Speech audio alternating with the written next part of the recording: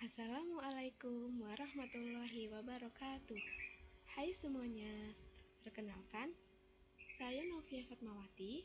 Di sini kita akan belajar mengenai fenomena fisika yang unik dan misterius yang ada di sekitar kita.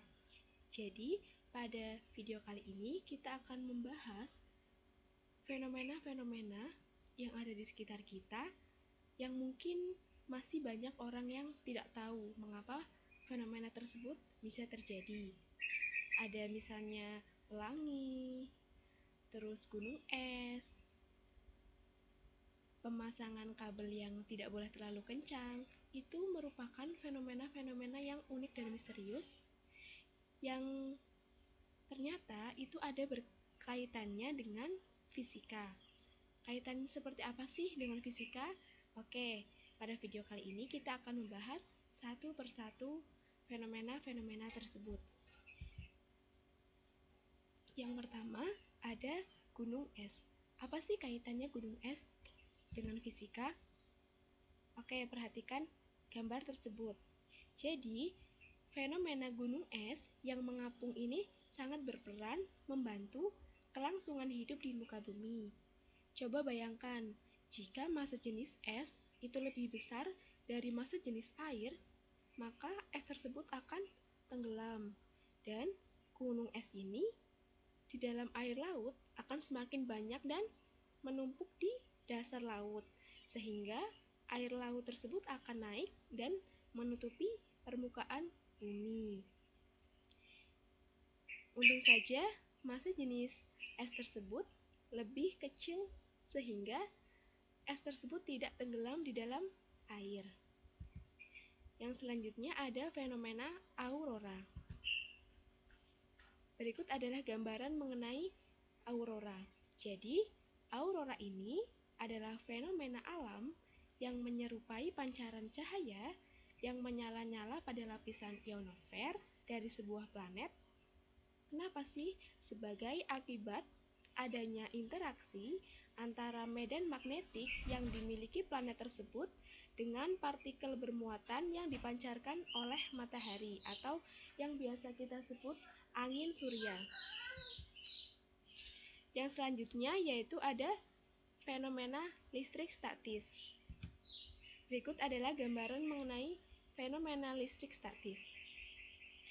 Pada gambar tersebut dapat kita lihat adanya potongan-potongan kertas dan rambut yang tertarik oleh penggaris. Ada juga rambut yang tertarik oleh balon. Itu terjadi karena pada saat penggaris kita gosokkan ke rambut akan timbul elektron di atom dari salah satu objek dan membuat objek itu menjadi terlalu positif atau negatif. Kedua objek yang saling bergesekan kemudian saling menyetrum, sehingga terjadilah peristiwa tertariknya suatu benda terhadap benda lain karena adanya elektron atau muatan dalam objek tersebut. Yang selanjutnya yaitu fenomena pelangi. Pelangi sering kita temui, apalagi kalau habis hujan. Banyak orang yang tidak mengetahui kenapa sih ada pelangi yang indah itu. Jadi, pelangi tersebut ternyata juga ada kaitannya dengan fisika. Pelangi tidak lagi menjadi misteri karena ternyata pelangi tersebut terbentuk dari cahaya matahari, yaitu di mana adanya tetes air di atmosfer. Tetes air ini berperan sebagai prisma yang memisahkan cahaya menjadi komponen cahaya dan mengirimkannya pada sudut 40-42 derajat berlawanan dengan matahari. Jadi, pelangi ini ternyata adalah peristiwa yang terjadi karena tetes air yang di atmosfer terkena oleh cahaya matahari. Terbentuklah spektrum cahaya yang indah. Selanjutnya yaitu ada pembiasan cahaya. mulai dari sendok yang terlihat patah ketika kita masukkan ke gelas yang berisi air. Ada juga seorang anak yang melihat bayangan ikan itu lebih dangkal dari aslinya, dan ada juga fenomena mengenai intan yang berkilau. Ternyata ini adalah fenomena yang berkaitan dengan pembiasan cahaya, di mana pembiasan cahaya ini merupakan peristiwa pembelokan cahaya karena melalui dua medium yang berbeda indeks biasnya. Yang selanjutnya yaitu ada gerhana bulan. Ternyata gerhana bulan juga berkaitan dengan fisika, di mana gerhana bulan adalah peristiwa ketika terhalangnya cahaya matahari oleh bumi sehingga tidak semuanya sampai ke bulan. Terbentuknya gerhana bulan yaitu ketika bumi berada di antara bulan dan matahari. Selain gerhana bulan, juga ada gerhana matahari yang merupakan peristiwa terhalangnya cahaya matahari oleh bulan sehingga tidak semuanya sampai ke bumi. Yang selanjutnya yaitu gerak semu harian matahari. Seperti yang kita ketahui, setiap hari kita melihat matahari terbit dari arah timur menuju ke arah barat dan tenggelam di sore hari di sebelah barat. Itu juga berkaitan dengan fenomena fisika. Gerak semu harian matahari mengakibatkan perubahan posisi matahari setiap harinya. Matahari yang terlihat terbit di timur dan tenggelam di barat, ternyata yang bergerak adalah buminya, bukan matahari. Jadi, bumi kita itu berotasi dengan arah yang berlawanan dengan matahari, yaitu dari barat ke timur, sehingga muncul kesan dari sudut pandang kita sebagai pengamat di bumi seolah-olah mataharilah yang bergerak mengelilingi bumi. Yang selanjutnya yaitu ada fenomena angin darat dan angin laut yang sering kita jumpai berhubungan dengan waktu nelayan mencari ikan. Ternyata fenomena angin darat dan angin laut ini juga berkaitan dengan fisika. Di mana sih letak kaitannya dengan fisika? Jadi, pada angin darat yang terjadi pada malam hari, daratan itu lebih dingin dibanding lautan. Karena sifat daratan yang cepat menerima panas dan cepat menerima dingin, sehingga daratan mempunyai tekanan lebih tinggi atau maksimum, sedangkan laut menjadi daerah yang mempunyai tekanan rendah atau minimum. Sedangkan untuk angin laut yang terjadi pada siang hari, yaitu ketika suhu di laut itu lebih dingin dibandingkan suhu di daratan.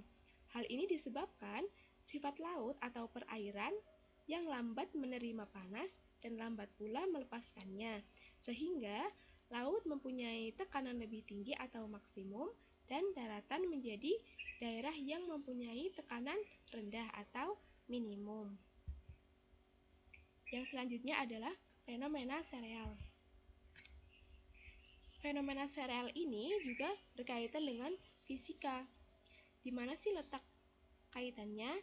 Jadi, pada sereal kita kenal adanya efek Chereos yang merupakan fenomena benda mengambang cenderung berkumpul menjadi satu atau menyingkir di pinggir mangkuk, termasuk pada sereal itu sendiri.